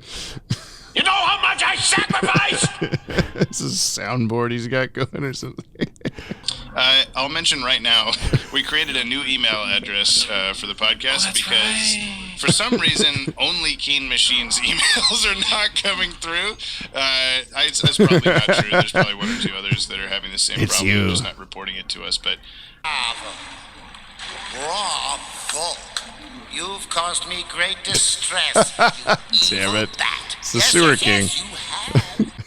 Email us at batwagonpod@gmail.com. I'm going to change that right now so I never read the old one on accident. Don't you just love technology? Sometimes. I like how you could hear an episode of Justice League playing in the background. How did you clock that as Justice League? Because I'm me. Leave me alone. Oh my God. I heard Superman say a sentence I know he says, okay? Jesus, dude. Why are you surprised? I don't know anymore. Dylan Pollock, read between the lines. It's time for the Thoughts of the Week with Dylan Pollock on Read My Lips, or I'm just trying to focus on the episode and not how sad I am at what I'm sure you've already addressed and I Yes. don't need to bring up again. Yes. Thanks, Dylan. Read My Lips is very silly but cool. I love Rhino's very convenient tattoo. It's one of those that's not how that works things, that only he has it. The ventriloquist should be so stupid conceptually, and Scarface, but it's so cool the way that it works, and they really do a good enough job that you believe these are two separate entities living within the ventriloquist's mind, I guess. I love Scarface being so willing to turn on the ventriloquist, not even thinking about how that would affect him. Great ending, but how are Arkham orderlies so lazy that they don't notice what he's whittling? And does Batman performing ventriloquism now fix any plot holes from previous episodes? Question of the week, James's favorite part. What's your favorite line reading to this point from Kevin Conroy? For James, try and limit it to the episodes we've watched so far. I know Robin's Reckoning has some great moments, but the iconic one I go back to is I am vengeance, I am the night, I am Batman. I am the tiger, I believe in God. Yeah, Robin's Reckoning. I think Brian talked through this part, but we were too focused on Martha Wayne's terribly painted face on the painting. But the scene where he's telling little boy Dick Grayson about I remember that. The pain never going away and all that kind of stuff. That's a very good scene, which has been poignant lately. I skipped a couple of voice messages. I will play them toward the end instead. If you were like, "Where's my voice message?" But what any line that stuck out to you so far from Batman that's like, "Holy shit." I think a lot of the best ones that I can think of are we have not gotten to. So, but and honestly, I definitely remember times where I felt very heartened by Batman. But I of course, my first go through my brain, that's not how my brain functions. I don't really stick to things the first go through. Eventually I'll have it forever, but I don't have it right now. So I will just go on default because I'm a jackass and say, Harvey, no. Harvey. I knew it. Because you know what? That's a good one. We can still giggle about that, and we can, bask in his progress as a voice actor. Yeah. And we don't have to just dwell on the sad stuff. We can still laugh at the stuff that's funny. Yeah, I'm gonna bring that up for sure. But yeah, there's a good scene in I Am the Night also where Jim Gordon gets saved from being killed a second time in the hospital. And by the slow motion battering. And then he's all like, "Oh, maybe if I'd been younger, I could be a hero like you," or whatever. And then Batman's like, "You are a hero." That's a good one. Perchance to Dream has a lot of Shakespearean-y, Hamlet-y stuff going on that he says, but I think we were too distracted by just how, it's fucking Mad Hatter. Are you kidding me? in that scene. So, because we had just watched Mad as a Hatter.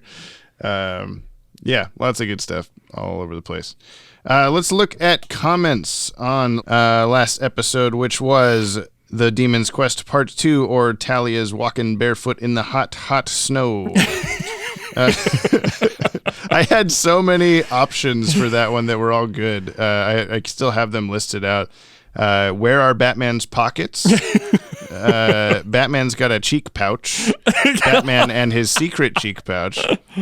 Joe had a good one. Was how many vats of Baja Blast does it take to get the Earth back to 8-bit? Yeah. And then Talia walking barefoot in the hot, hot snow. I only included. I made it that one mostly because in the episode itself, we're like, that's got to be the episode title, even though I think I like the Batman and his secret cheek pouch a little bit better. It's okay. I'm okay with you not using cheek pouch. Okay. Goose. What if you bulk record the Freakazoid episodes and then release them one at a time when you miss a week? Nah, but it's not a horrible idea. We've missed weeks too many times, but especially lately. Yeah, read my lips. I hadn't realized this was the introduction of Arnold Wesker and his boss Scarface, the dummy. Don't let him hear you call him that. Truly a formidable yet adorable foe for the Dark Knight to fight, which serves his purpose in expanding the collection of mob families which litter Gotham. In other words, he's just a little man's Gucci goo. I would like to see Batman and Scarface like fight. Like actually fight, like fist fight. You might get your wish. Okay. A little bit, anyway. Ashley Tutchin. I just want to thank you, Yoppie Dudes, for providing some much-needed distraction on a day that was heartbreaking for most of us. Thanks again for another great episode, guys. I'm genuinely looking forward to next week, since it introduces one of my favorite underrated villains. I think we need this sort of fun DCAU content now more than ever. Super Luigi 64. Observe, detective. We are loading a microwave oven full of forks and foil-wrapped potatoes into each Lazarus pit around the globe. At the countdown's completion, all will be set to popcorn simultaneously. Ross Al Ghul. Looking forward to Read My Lips, a.k.a. It Takes a Dummy to Know One. Carly Berendt. James is the only one who has ever pronounced my last name right on the first try. I hope I said it again the second time just now. That being said, I'm changing my first and last names and I'm open to suggestions. Oh, well, okay. Mark Aquino said he did the same with mine too. That being said, I suggest your new name be Anastasia Thrillington. Yeah, I think I'll vote for that as well. Just saying, if you want to collect another weird last name, Manili is great for throwing people off because it looks like it sounds like Manili, but then when someone reads it, they just have no idea how it's pronounced. So, what was you explained to me at Big Bus forever ago? Like, it's just man eel. Why? Yeah. Yep. I am the man eel. Why? I don't know. I wish I wasn't. So anybody who wants to come out there and become part of that collective, you're welcome to join the family. What was the name over the intercom? Something oh my God. McKeely or something? Yeah, was it McKeely? I think it also wasn't Brian, was it? No, it was like, I don't know. I can't even remember now. We said it so often, but I can't remember what it was. Andrew or something. Yeah, but that can't possibly be me, can it? Yeah, no. M. Drew 1. Actually, I don't think you can give Batman 10 out of 10 for world saving here, as Roz states that only half of humanity would die, and even from humanocentric viewpoint, this doesn't equal world ending. From a broader viewpoint, he can only get a 10 out of 10 if he prevents the planet from going boom Krypton-like, in my admittedly pedantic point of view. Then again, Batman should have a higher standard, no? I guess. I don't know. How about we change it to like the world as we know it? Yeah, okay. Thank you for your pedantry corner. I approve. Yeah, I approve too. Pedantry in all forms. Old King Cole, Batman just uses his prison pocket. Check his butthole, they say. Scrudge. First off, just want to say that Joe is a more than welcome addition to the show. I'd honestly place him somewhere in my top 6 Yoppie Dude podcast hosts. I think that's all of them. Maddie Savannah Paul. I think you are misremembering. The time code is about when I mentioned Poison Ivy and Ra's al Ghul teaming up, being a thing that was maybe going to happen. I think you're misremembering, or I am, or maybe these are separate things, but I remember Paul Dini idea for Ivy and Swamp Thing, but not Ivy and Ra's. And I was like, I read this comment as it came in, and I was convinced, like, no, I think there was an Ivy Ra's thing. And then I emailed James Harvey, who's the webmaster of the World's Finest fan site, which has been like since 1998, I think, one of the go-to DCAU fan sites. Mm-hmm.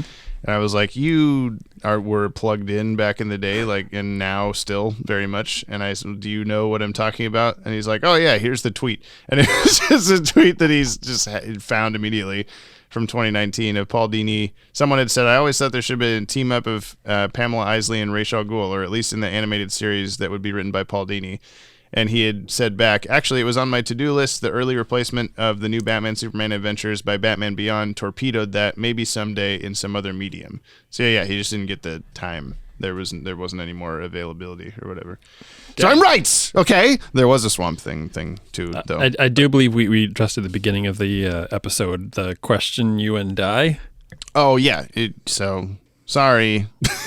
I know where you live. Whoopsie. James Royster. I would rate this as easily Batman's second coolest satellite destruction in the DCAU. It's fine. Brick won't remember this comment by the time we get to the others. It's also pretty interesting to see the Bruce and Talia romance pre-Damian Wayne retcon. That's in the comics. They have a son who becomes Robin eventually. That does not happen in DCAU because he was a character created years after the fact.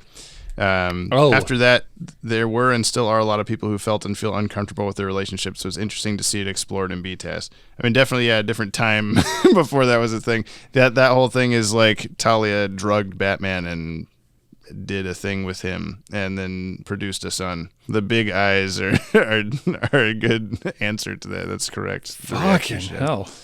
Yeah. Kevin Ranke, weird that my comment cut off last time. I just wanted to tell Joe that even though I fell asleep during the Battlestar Galactica miniseries, it quickly became my favorite live-action TV show. Good to hear that he's a fellow Trekkie, too. Yeah. I'll never get him to try again. He's just going to not end up watching that show. But whatever. Fuck Joe. He's not here. Banana Man says, okay. Okay. Lanola Cola, Joe had too many good lines in this. I couldn't stop laughing at referring to the Lazarus Pit as Baja Blast Mountain Dew Bowls and referring to the world as 8-bit.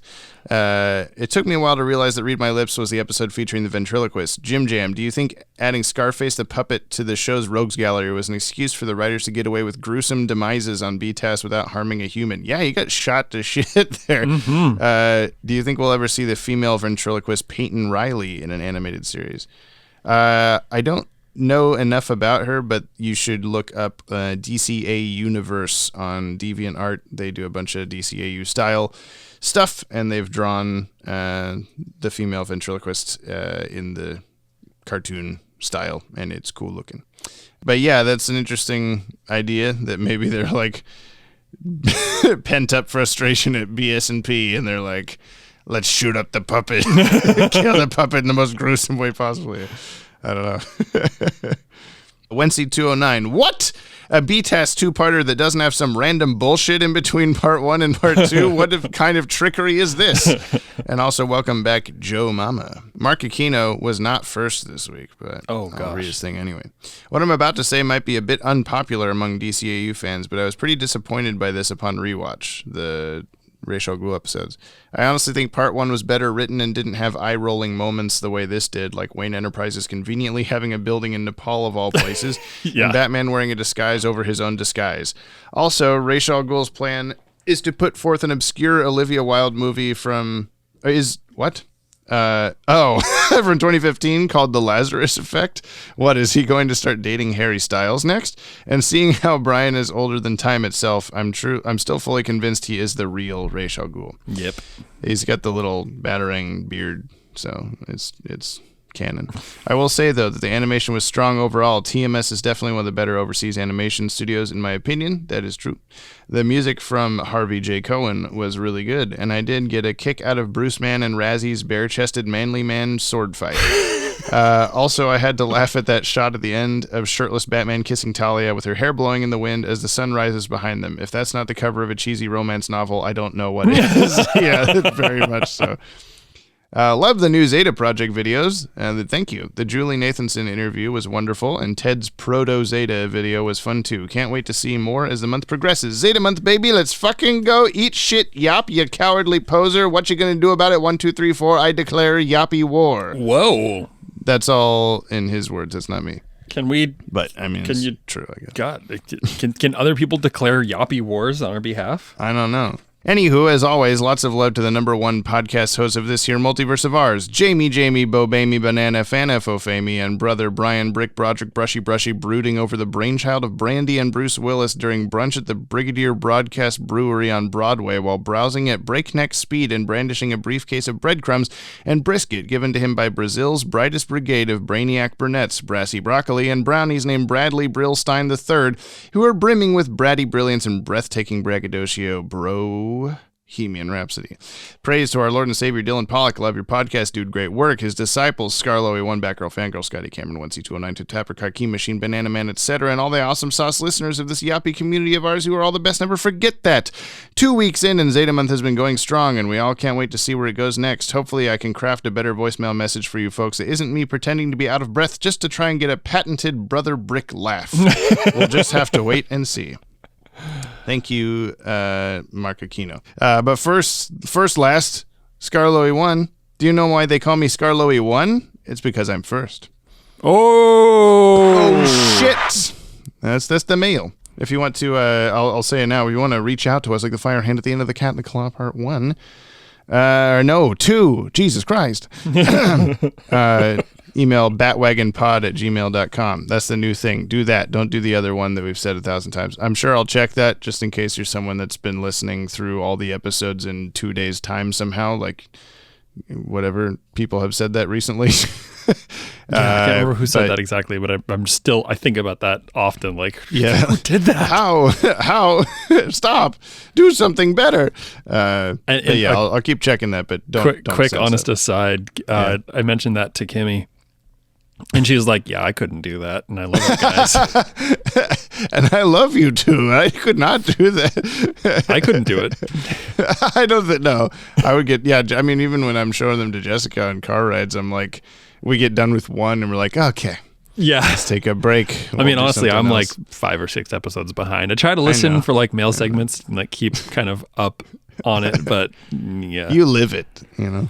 I live it, man. I was surprised that so long that you were keeping up on it because like I was like, oh, Brian's not going to actually listen back to this, and then you were for a long time. I knew there would be a point where you would fall off the Bat-Wagon and not be able to do it, but yeah. Yeah.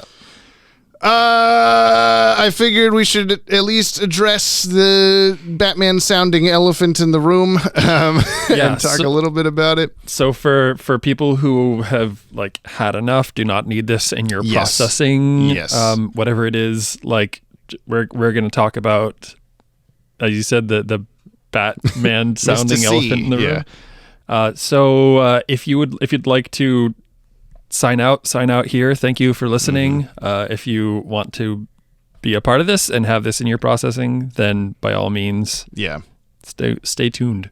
I'll put time codes in the thing so you can see where to go to. But the podcast is essentially over otherwise. So where are you going? Brian's just leaving. It's like, I don't want to be a part of it. I don't want to be a part of it. So obviously, I think Kevin Conroy passed away last week. It was quite the shock. We had like several hours longer than most people of knowing or at least guessing that this was the case, which I keep going back and forth on whether I like or hate that fact. We had gotten a message from someone on Twitter that was asking us if we had heard the rumor, if it was true or whatever, that he had passed away, and we're like, excuse me? What are you talking about?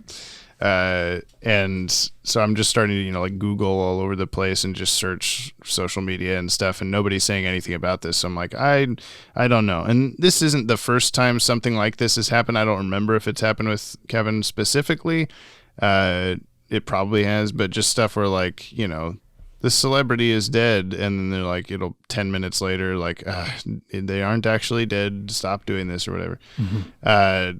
But because I couldn't find anything, my brain started just racing through all the possibilities, of course, and all this stuff. Because we had a couple people noticing like a month ago that he like hadn't been posting on social media very much, and he like had been canceling convention appearances and stuff. Yeah. So and I hadn't thought about that. I hadn't put that together as like a reason to be worried about anything. I just knew that was a thing.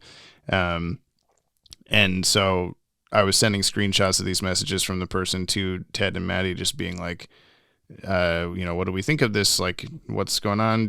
Can you guys find anything or whatever? And this person had found out because the guy who does Riddler's voice, John Glover, his husband had posted a picture of Kevin Conroy with the caption like, "Oh, rest well" or something like that. And then it had been taken down like 2 minutes later. But people had screenshot it and were sharing it all over the place. And then those posts were being taken down immediately also. And so that coupled with he's been mysteriously pulling away from things, aspect of things, I was just kind of getting the feeling that like, yeah, this is probably true, but I don't want to believe it or whatever. And then I just went to bed horribly. I slept horribly. We were all just very extremely stressed out. I was trying to edit the last episode of this podcast, and it was taking like 3 times longer than normal because I just kept stopping to check everywhere I could about this. And I had messaged Dan Reba. I wasn't going to. I was like, I don't want to be the person to tell him this, like if this is true or whatever. Right. But if anybody knew that I know, Dan might know. So I sent him a paragraph of a message explaining what I knew so far, and then just being like very apologetic about I'm so sorry if this is how you're finding out or whatever. And he didn't have any more information than I did. All he said was that, last I heard he was sick. And then so I just went like, well, that's my answer. Like yep, that's it or whatever. Mm-hmm. And so yeah, went to bed very out of sorts, and then woke up in the morning as expected to seeing the entire internet exploding about this, and everybody posting their individual, eulogy-ish things. Mm-hmm. And I obviously was not happy about it, but I couldn't decide whether I felt like privileged, lucky, or whatever to know before other people and have more time to let it sink in, or if I wish that I had also woken up to just see that first thing in the morning, Yeah. Either way was not fun. Still very dark cloud hanging over everything. Maddie and I were hanging out on that day that everybody found out. We went to go see Black Panther and just tried to get food and talk and stuff and just distract ourselves because we were both. It's been very strange, but also very heartwarming to see how many people were affected so hard by it. I know I'm speaking a lot more about it than you might have to say, because your only experience with him has been these episodes we've watched so far for this. But I definitely, and obviously I'm also not giving you an in to talk because this is what I do.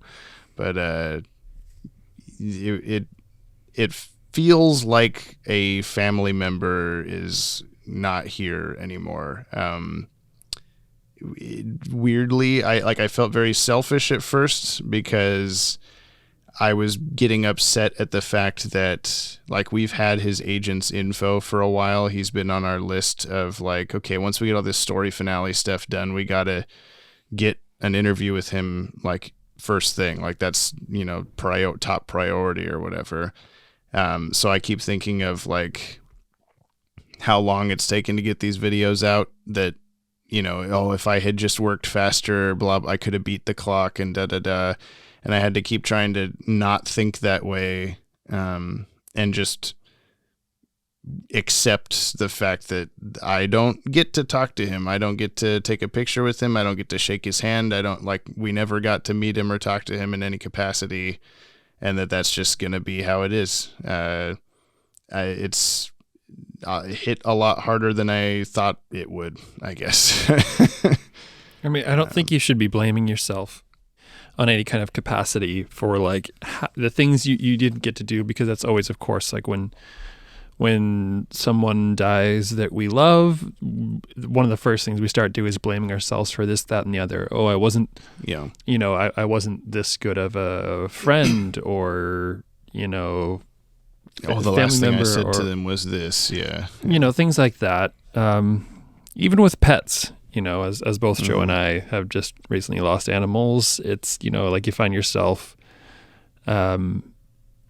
at least I found myself kind of, blaming myself for like things that I didn't do. But, I think it's pretty human nature. Just, we have to just process things as we do. And as unfortunate as it is that, you didn't get to do the things that you wanted to do, I also don't think that you should discredit what this meant, like what this world means to you and what his presence in this world meant.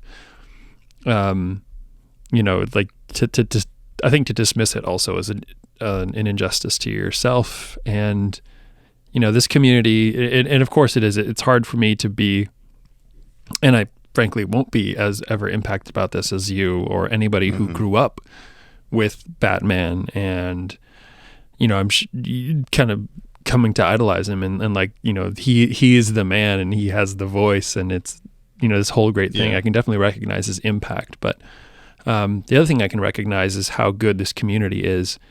And hopefully this is a time for everybody to, really embrace the community and, come together over this, because the best way I think to grieve and process is, not alone. Some people, of course, you have to be introverted. You have to pull back and you have to process by yourself. But, it's really nice to share, I suppose. I don't like that term, but be able to share that. And I encourage everybody, if you feel that you need to just reach out to, like, go to the comments section. I'm sure in this video, and the last one is full of it, and I think we're probably going to address some of those pretty shortly here. But also, like, if you feel like you have the strength, if you feel like you have the capability, like, reach out to others, people who maybe you only, barely know through the comment section. Just like check in on other people, because they might need to talk and they might not know how to ask to talk. So, or know that they need to talk. Yeah. So just try to hold space for people. I guess that's my only input really on this. I mean, you have a good way with words and a good heart, and you're going to say the things that need to be said. And I also, like, it's weird because I guess it's not that weird. He's fucking Batman, but like, there have been, we had Robin Williams, we had Leonard Nimoy, people that were like so needed, so like loved by everybody, and that when they were Carrie Fisher, when they go away, they hit everybody, and I felt weird that at the time none of those types of deaths were like hitting me hard. Like, I was like, should I be more upset about this? Like, clearly these people meant a lot to pop culture and the world and everything, but I'm just like, oh man, that sucks. But when Kevin Conroy passes away, apparently that is enough to make me be just as upset and mad as like when my grandma died. And I didn't know that was going to be the thing. Here I go with my laugh through the sad shit to make myself not as sad. But I think it was an interesting thing because there are so many cast members of Batman the Animated Series that have passed away over the years that have been long gone. The guy who voices Mr. Freeze, Alfred, Commissioner Gordon, there's several others, Ra's al Ghul just recently, that have all been the same level to me of like, damn, that really sucks. Oh, well, I guess we don't have that character anymore, whatever. Yeah. And I will admit that when I'm sure it'll happen, when we get to Alfred's last episode, it'll get me. But yeah, it's okay though. Like it's okay to be impacted by it, as long as it's not your. As long as it's not the end of it, as long as you don't let that be the end of your experience and the end of your feelings, because like, again, of course he's going to be hugely impactful and hugely important to you. But, you know, like take this time, be upset. It's okay. You know, like share that with people. I think it's great that we have this chance to talk now, and it's kind of shitty to talk about it on a podcast. Well, but maybe it's not, because maybe these words are going to help other people as well. But process now as you need it. And then just remember that there's also so much good. There's, you know, like... Yeah, a lot of people focusing on the whole, we'll never get this project with Kevin Conroy as Batman. We'll never... I've always wanted this comic book adapted into animation with him as the voice, and we'll never get that. Or we'll never get this thing or that thing and all this stuff. And while those things have been on my mind for sure, I'm trying really hard to not think about the countless things that we're not going to get and just focus on the countless things we did get. Yeah, of course. And I think that's also the beauty in it, and the ability to share art that can impact people over generations, as it were, and decades, is that it's still there. You know, like today, we got some really good Batman voice acting, and I think we should feel fortunate. Again, not to be dismissive of anybody's feelings or anything like that, but I think we should feel fortunate to have everything that we do. Yeah, I love the fact that no matter how old he got, he could just snap back into 30-year-old Batman again, you know, like there's no, like, I mean, you hear it a little bit as we go on throughout this, so you can hear him aging slightly in his voice, you know, 1992 to 2022 voice of Batman, you can hear it, you know, whatever. But he, as opposed to any live action actor of Batman, he could have, you know, he played Batman as long as he possibly could. There was no cutoff of, you know, I mean, I guess a good comparison would be the fact that we're getting Michael Keaton as like an older Batman in the Flash movie next year, in theory, as long as that actually comes out. But that's, you know, there's still like that. He's got to be old Batman now. He doesn't just get to be Batman again, you know? Yeah. So yeah, I'm trying very hard to focus on everything that we did get. And I will say, if you're listening to this and you're looking for, like you feel lost about this and you're looking for, you know, evidence or if companionship in the fact that other people are feeling the same way as you, the DCAU review podcast, who also posts on the Podtower channel, did a really lovely little tribute episode to him. It is very bring the tissues because they get a little, you know, even more into it than I do here, but that was really nice. And then also I would check Maddie's channel, a cameo video that Kevin did for Maddie. I think you maybe have watched it. I don't know. Yeah, that's amazing. Yeah, talking about death and how he personally views it and deals with it, and it was really moving and helpful, I think. So I am going to play that here on the podcast if you haven't heard it, because it's pretty short. If you've made it this far but still do not wish to hear the man's voice in such a way, like it's still too recent and tough, I completely understand either skipping this or cutting it here, but here we go. Hey, Maddie. This is Batman, calling you from Wayne Manor. Now, Sissy told me that you're a big fan of Batman, and I really appreciate that. She also told me that your grandmother's passing. I'm so sorry to hear that. You know, I sat with both of my parents. on separate occasions as they passed. And the thing to remember is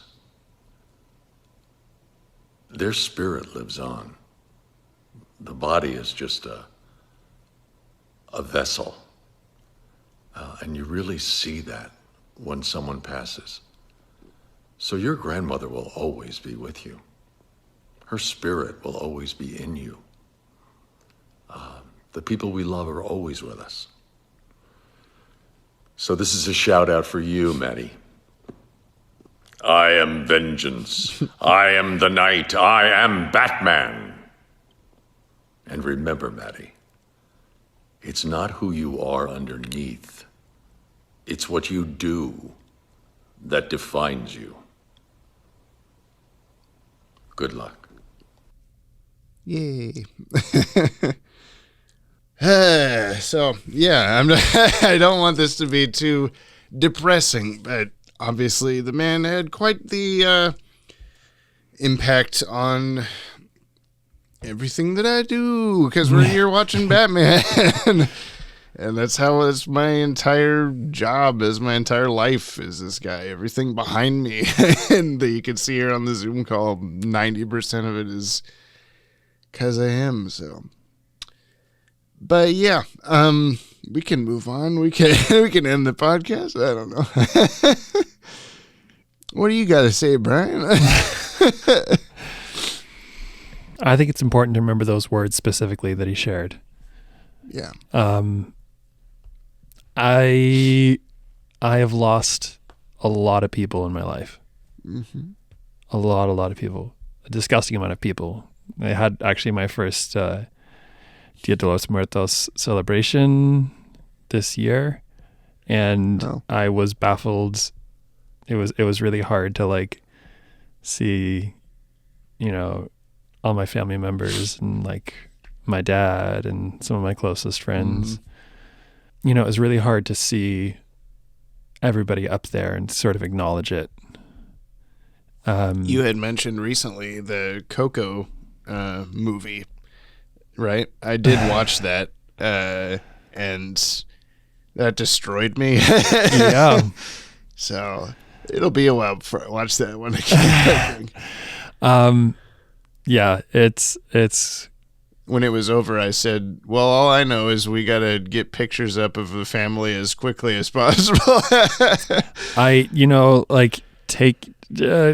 say tread on that one as you need. Oh, I just mean we had already planned on putting a bunch of family photos up and have been procrastinating doing that. Oh, okay. So we watched the movie, and I was just like, okay, we need to do this. Yeah. But my girlfriend, who is of Mexican descent, kind of like, you know, guided us through that, and it was a really special thing to not. It was hard. And there was a lot of processing that I think I hadn't done for years. Mm-hmm. But I think it felt really special and really important to kind of actively, you know, be actively appreciating. Yeah. Like, of course, there's a little bit of dwelling. I think it's, at least for me, it's impossible to do at this moment. But to be actively appreciating the people who positively, influenced and impacted our lives.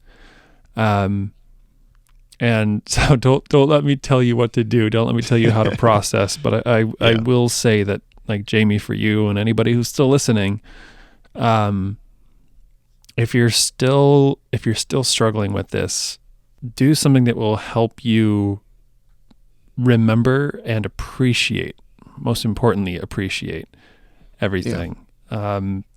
You're not going to forget.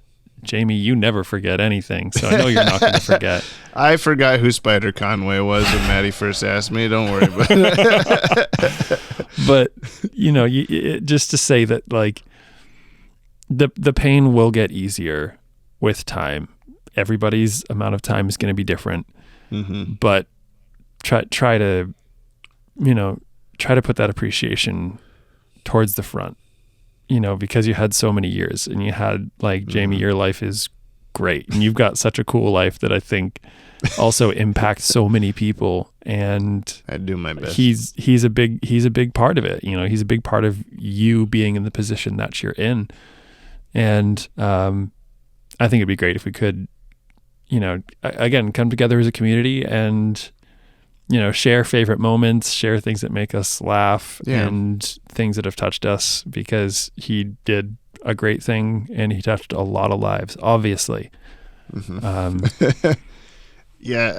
keep trying not to dwell on the whole I never got to XYZ with Kevin Conroy, but Ted did give us he got signatures from Kevin on I think he was doing like a charity auction thing or something. He did that stuff all the time. Up on the wall, I've got it. I wasn't there, you know, to hand him the thing to sign or that kind of thing, but at least have something. So that's really nice. But even if you're listening to this and you don't have like a physical, you know, signature or photo or something like that, like you have every episode, video game, movie, etc. that he was in at your fingertips. The internet is a wonderful place. Yeah. There are many very nice, very heartwarming videos that have come out already from smaller creators, and a couple from like IGN and stuff like that have already, you know, discuss this. I will mention that Maddie and Ted and I have already been talking about, you know, we've done a couple of documentary style videos on the channel already, and we're definitely going to do a Kevin Conroy video. It will just not be immediate for several reasons. You know, one, obviously we're in the middle of Zeta month right now. We're also coming toward the end of the year where, you know, we have everything already kind of planned out / not a lot of time to do anything. But mostly it's that we want to make sure we take our time to make it mean something and not just be a like AI generated Batman actor Kevin Conroy has passed at age 66. He will be remembered, and then that gets 1,000 views. You know, we're not gonna just. People have already been asking in the comments like, "How have you not done a Kevin Conroy video yet?" Because it's been 4 days or whatever. Like, give me some time here. It's gonna be a while before we're even probably emotionally ready to do it. So. But it will happen. It's just got to be done right. So we want to do it right. And I think it'll hopefully include a decent amount of appearances by folks that knew him because of our connections to those folks. When we did our video on producer Dwayne McDuffie, who we'll get to eventually, he passed in 2011, and we did a documentary last year, I think, on his life and career and everything. And a couple people that we know in the cast and crew spectrum of things were a little disappointed that we didn't get them in on the video, that they would have had, you know, stuff to add or say about him. So we'll definitely be reaching out and making sure that we get all the right people, and that may even include some of you listening to this, because I think that a lot of you have great things to say, and some of those I did want to share because we had a couple of voice messages that I didn't play earlier, that we started and went, oh, this one's about Kevin Conroy, I'll wait till the end for this one. So I'm bringing those back now. This is from Jordan Blumen. It's just called Batman. Hey guys, it didn't feel right to me this week to do a Jack Ryder joke or a musical minute or anything. I just wanted to talk about my experience with Kevin Conroy's depiction of Batman. Growing up, elementary and middle school, I would be watching an episode or two of Batman the Animated Series on reruns on Cartoon Network. Every morning before school, Dad would pour a bowl of cereal and I would watch an episode of the show. And that wound up influencing everything that I would love going forward. It got me into superheroes. It got me into general nerd culture.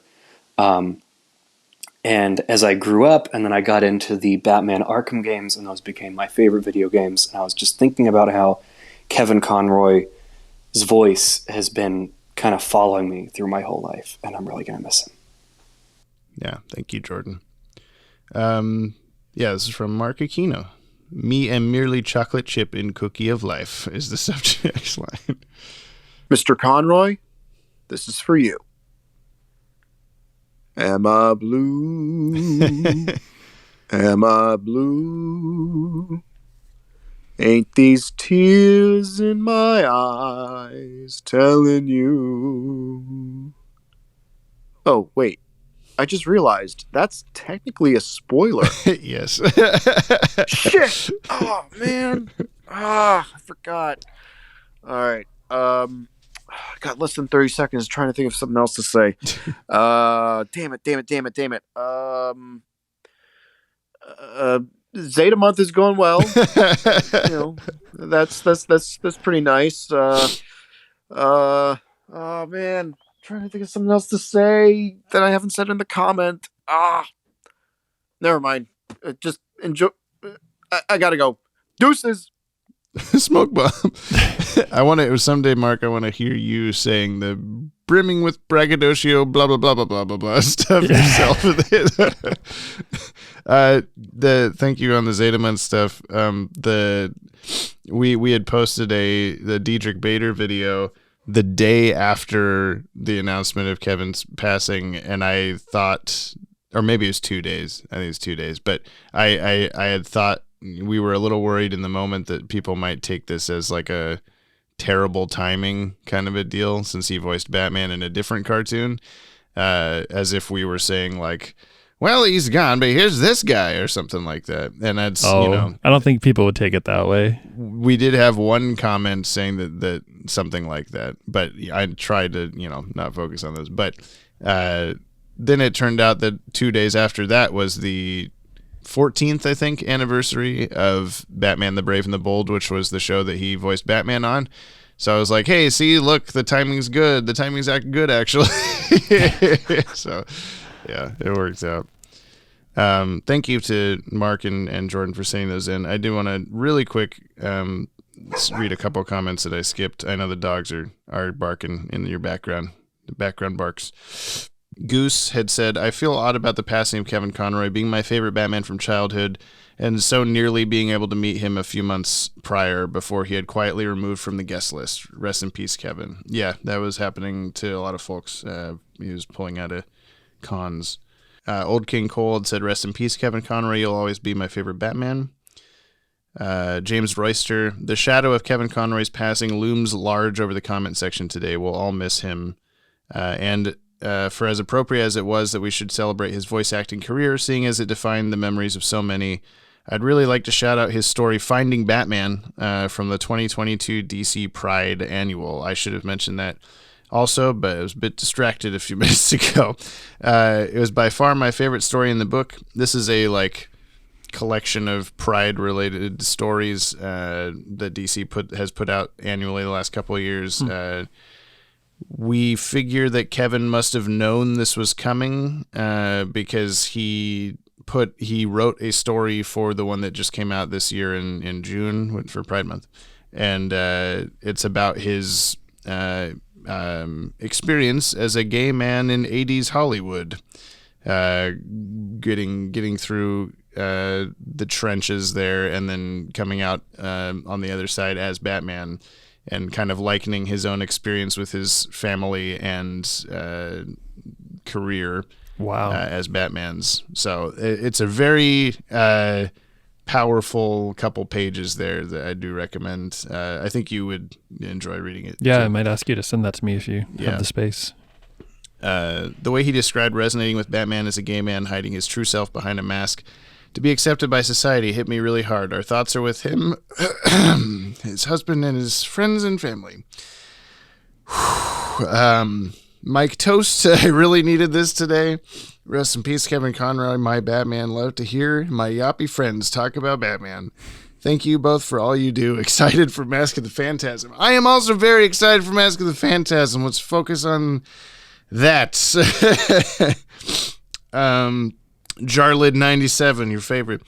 The comments on this episode are how I found out about the news about Kevin Conroy. I don't even know what to say, honestly. It's one of those cases Or it's not just that you enjoyed their work and are sad you won't be able to experience more of it. He was a literal defining part of my and many other people's childhood. There's a whole generation of kids who grew up hearing his voice, reading comics in his voice, associated Batman with his voice. Yes. Jimmy, do you want me to read some of these? I was kind of thinking that. I think there's only a couple more. I think I can make it as long as I'm not sounding too horrible here. Maybe. I'm on it. This is the new thing. Brian reads the comments now. He sees all the spoilers before I can get to them. All right. Batgirl fangirl. Mm-hmm. Just found out about Kevin Conroy. He will always be my favorite Batman. I'm going to omit my usual message out of respect. I'm literally in tears right now. I was first introduced to his brilliant portrayal of the Dark Knight through the Arkham games, and then from the animated series and movies. I watched him in various interviews, and he was one awesome human being. Absolutely agreed. Fiacra? Is that right? Fiacra Horgan? You get the accent. Long-time listener, first-time commenter. Nothing else to say, but rest in peace, Kevin Conroy. The world lost a shining light of compassion and kindness today. Yeah, I don't think I've ever shown you. I didn't think I'd have to for quite a long time, but I think I've got a few videos I might show you next time we're together in person. There's just a lot of good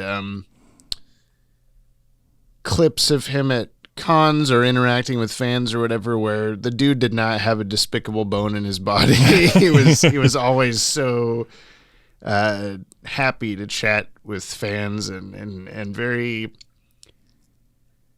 very into what the character meant for people and everything. So yeah.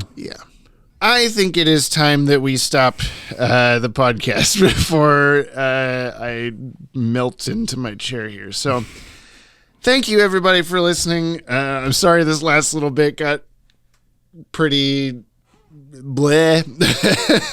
But we definitely needed to talk about it, and I wanted to get everybody's messages out there and make sure that voices are heard and whatnot. I'm at least glad that I could. It was a very silly episode about a man and his puppet today that we watched. I was very happy that I didn't. I was worried that we were going to watch an episode for the podcast and that I would just be crying the whole time that I'm watching a Batman episode. I'm not sure how well I'm going to make it through Mask of the Phantasm, but we'll find out.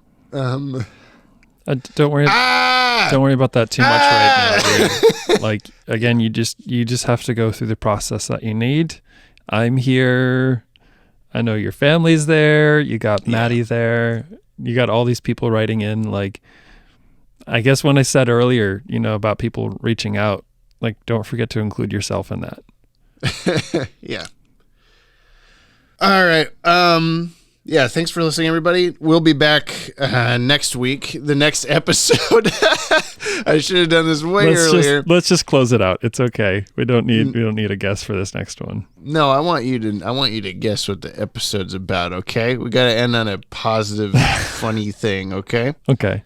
The episode is called Fire from Olympus. It's a puppet. He's going to fight a fucking puppet. It's a Zeus puppet. I was going to... Shit. That was actually sort of a hint unintentionally. What I just said. But what, Zeus fighting a puppet? The first part of that, yeah. I mean, all I can think of is like Greek mythology. Yes, correct. But I don't know if there's. Is this another new villain? Yes. Is it a villain based on Greek mythology? Uh-huh. Is it does Zeus live on Olympus? He does. No, there's several people that live on Olympus. Yeah. That's like where they convene or something. I don't know. It's not real. I don't know if you knew. Does Zeus live at whatever address was on that envelope in the last okay. Olympus Drive, Mountain View. Batman fights Zeus. How about that? That's pretty much it. Sweet. Cool. Too literal. Damn it. Yeah. So that's what we'll be watching next week. Thank you to everybody for being here. If you, again, I'll just mention, want to send us mail, batwagonpod@gmail.com. Leave a comment on the Podtower YouTube channel. And new episodes of this podcast are out every Friday, unless we don't put one out because we're stupid. But I think we should be good for the rest of the year. Knock on all the wood. I'm going to be going to Brian's in a couple weekends here to. Oh no! Don't say it. Well, yeah, I'm jinxing everything. But I want to watch it at the very least, Mask of the Phantasm in person with him. Because it means a lot to me, and it'll be fun to watch together, I think. Yeah. And I'll just say now, it's quite the leap suddenly in quality based on what we've been watching up to this point. So. Oh no! Don't tell me it's the return of ACOM. You didn't say which way the quality went. Which direction the leap. Yeah. Say no more. ACOM came back and they were drunk. Mask of the ACOM. ACOM-asm. I don't know. Leave me alone. Okay. All right. That's it. Bye-bye. Bye, everyone. Thanks for listening. Take care of yourselves. And Jamie. Take care, Jamie. Send him some love. Yes. Send me an envelope with a picture of Robin with a little scimitar or whatever. Whatever. That's not what I meant. What is that little bendy knife? What's this? The swirly snaky knife? What's that called? A dirk? Is that what it's called? I think so. D-A-R-K. That sounds made up. Dirk. It's also like a Chris. I think that's the same thing. When I Google D-E-R-K, it says Dirk, chiefly Scottish variant of dark. D-I-R-K. Should I Dirk or Chris? Oh, that's a gun. This isn't helping. What is it called? Okay, write in if you know what the bendy dagger's called, and we'll reveal next episode. Wow, I did just find a thing that says it is a Chris. Chris? Yeah. K-R-I-S-S. That's a gun. Yeah, type in Chris Knife. The name's Chris Knife. Oh, yeah, K-R-I-S. Yeah, okay. Oh, K-R-I-S. Right. Yeah. Whoops. I guess I added a knife. We don't need to write in. We figured it out.